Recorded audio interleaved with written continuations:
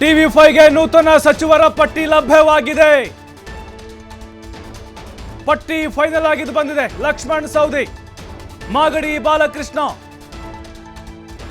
ವಿಜಯಾನಂದ ಕಾಶಪ್ಪನವರ್, ಶಿವರಾಜ್ ತಂಗಡಗಿ, ಮತ್ತೊಮ್ಮೆ ಅವಕಾಶ ಅವರಿಗೆ. ಪುಟ್ಟರಂಗ ಶೆಟ್ಟಿ ಚಾಮರಾಜನಗರ, ಲಾಡು ಕಲಘಟಗಿ, ಅಜಯ್ ಸಿಂಗ್ ಜೇವರ್ಗಿ, ಧರ್ಮ್ ಸಿಂಗ್ ಅವರ ಪುತ್ರ, ರಿಜ್ವಾನ್ ಅರ್ಷಾದ್ ಶಿವಾಜಿನಗರ, ಜಮೀರ್ ಅಹಮದ್ ಚಾಮರಾಜಪೇಟೆ, ರುದ್ರಪ್ಪ ಲವಾಣಿ ಹಾವೇರಿ,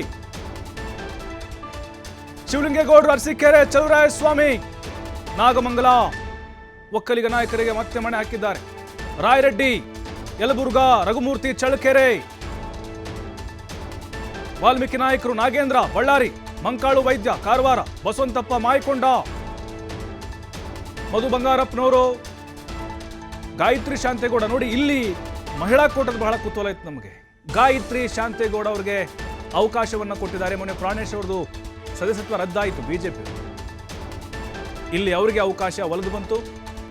ಅವ್ರ ಹಿಂದೆ ಕೂಡ ಸಾಕಷ್ಟು ಲೆಕ್ಕಾಚಾರಗಳಿದ್ದಾವೆ. ಅವರ ಆಯ್ಕೆ ಹಿಂದೆ ನೋಡ್ತಾ ಇದ್ದೀವಿ. ನೂತನ ಸಚಿವರ ಪಟ್ಟಿ: ಜಮೀರ್ ಅಹಮದ್ ಚಾಮರಾಜಪೇಟೆ ಶಾಸಕರು, ಶಿವರಾಜ್ ತಂಗಡಿ ಕನಕಗಿರಿ, ಚಲುವರಾಯ ಸ್ವಾಮಿ ನಾಗಮಂಗಲ, ಅಜಯ್ ಸಿಂಗ್ ಅವರು ಹೊಸ ಆಯ್ಕೆ, ಮೊದಲ ಬಾರಿಗೆ ಸಚಿವರಾಗ್ತಿದ್ದಾರೆ. 3 ಬಾರಿ MLA ಆದರೂ ಕೂಡ ಅವಕಾಶ ಸಿಕ್ಕಿರಲಿಲ್ಲ ಅವ್ರಿಗೆ. ಬಾಲಕೃಷ್ಣ ಅವರು, ಮಾಗಡಿ ಬಾಲಕೃಷ್ಣ ಭಾಳ ಒತ್ತಾಯವನ್ನು ಮಾಡ್ತಿರು. DK ಶಿವಕುಮಾರ್ ಬಹಳ ಅತ್ಯಾಪ್ತರು. ರಘುಮೂರ್ತಿ ಚಳ್ಳಕೆರೆ ವಾಲ್ಮೀಕಿ ಸಮುದಾಯದ ನಾಯಕರು. ಮಧು ಬಂಗಾರಪ್ಪ ಈ ಹಿಂದೆ ಶಿಕ್ಷಣ ಮಂತ್ರಿಯಾಗಿದ್ದರು. ಸಿದ್ದರಾಮಯ್ಯವರು ಸಂಪುಟದಲ್ಲಿ ಈಗ ಮತ್ತೆ ಅವಕಾಶ ಕೊಟ್ಟಿದ್ದಾರೆ. ಬಸವಂತಪ್ಪ ಮಾಯಕೊಂಡ ಅಚ್ಚರಿ ಆಯ್ಕೆ ಅಂತ ಅನಿಸ್ತಿದ್ದು. ಮೊದಲ ಬಾರಿ ಗೆದ್ದಂಥವ್ರು. ನಾಗೇಂದ್ರ ವಾಲ್ಮೀಕಿ ಹಗರಣಕ್ಕೆ ಸಂಬಂಧಪಟ್ಟಂತೆ ಈ ಹಿಂದೆ ಅವರು ರಿಸೈನ್ ಮಾಡಿದರು. ಈಗ ಮತ್ತೆ ಅವ್ರಿಗೆ ಅವಕಾಶ ಕೊಟ್ಟಿದ್ರು. ರುದ್ರಪ್ಪ ಲಮಾಣಿ ಏಕೈಕ ಬಂಜಾರ ಸಮುದಾಯದ ಶಾಸಕರು. ವಿಜಯಾನಂದ ಕಾಶಪ್ಪನವರು ಹುನಗುಂದ ಶಾಸಕ, ಪಂಚಮಸಾಲಿ ನಾಯಕರಾಗಿದ್ದಾರೆ. ಲಕ್ಷ್ಮಣ್ ಸವದಿ ಅಥಣಿ ಬಿಜೆಪಿಯಿಂದ ಕಾಂಗ್ರೆಸ್ಗೆ ಬಂದರು, ಅವ್ರಿಗೆ ಭರವಸೆ ಕೊಟ್ಟಿದ್ದರು. ಪುಟ್ಟರಂಗ ಶೆಟ್ಟಿ ಭಾಳ ಹಿರಿಯರು, ಅವ್ರಿಗೂ ಕೂಡ ಅವಕಾಶ ಮಾಡಿಕೊಟ್ಟಿದ್ದಾರೆ. ಸಂತೋಷ್ ಲಾಡ್ ಬೆವರುಳಿಸುವಂಥ ನಾಯಕ, ಈಗ ಆಡಳಿತ ಪಕ್ಷ ಬಿಜೆಪಿ ಕೇಂದ್ರಕ್ಕೆ. ಜಮೀರ್ ಅಹಮದ್ದು. ನೋಡಿ ಇವೆಲ್ಲ ಹೆಸರುಗಳನ್ನ ನೋಡ್ತಾ ಇದ್ದರೆ ಕೆಲವನ್ನು ಬಿಟ್ಟರೆ ಮತ್ತೆ ಇನ್ನುಳಿದಂಥ ಹೆಸರುಗಳು ಅಚ್ಚರಿ ಆಯ್ಕೆ ಅಂತ ನಮಗನ್ನಿಸ್ತಾ ಇದೆ. ಮುಂದಿನ ವಿಧಾನಸಭಾ ಚುನಾವಣೆಯನ್ನು ದೃಷ್ಟಿಯನ್ನು ಇಟ್ಕೊಂಡು ಕೂಡ ಈ ಎಲ್ಲ ಆಯ್ಕೆಗಳನ್ನು ಮಾಡಿಕೊಳ್ಳಲಾಗಿದೆ.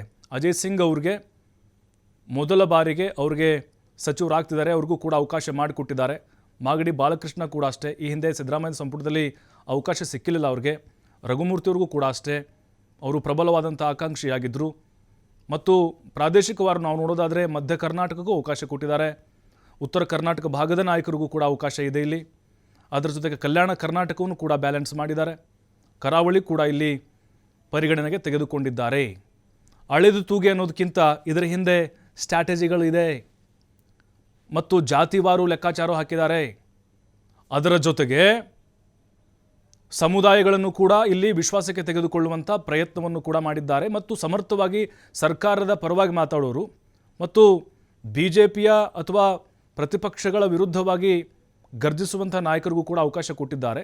ತಂಗಡಿಗೆಯವರು ಬೋವಿ ಸಮುದಾಯಕ್ಕೆ ಸೇರಿದಂಥ ನಾಯಕರು, ಮತ್ತೆ ಅವರಿಗೆ ಮಣೆ ಹಾಕಲಾಗಿದೆ. ಕೆಲವು ಸಿದ್ದರಾಮಯ್ಯನವರ ಆಪ್ತರಿಗೂ ಅವಕಾಶ ಕೊಟ್ಟಿದ್ದಾರೆ. DK ಶಿವಕುಮಾರ್ ಅವರ ಅತ್ಯಾಪ್ತರಿಗೂ ಅವಕಾಶ ಸಿಕ್ಕಿದೆ. ಉದಾಹರಣೆಗೆ ಮಾಗಡಿ ಬಾಲಕೃಷ್ಣ ಅವರು. ಅಜಯ್ ಸಿಂಗ್ ಅವರು ನೋಡ್ತಾ ಇದ್ದೀವಿ.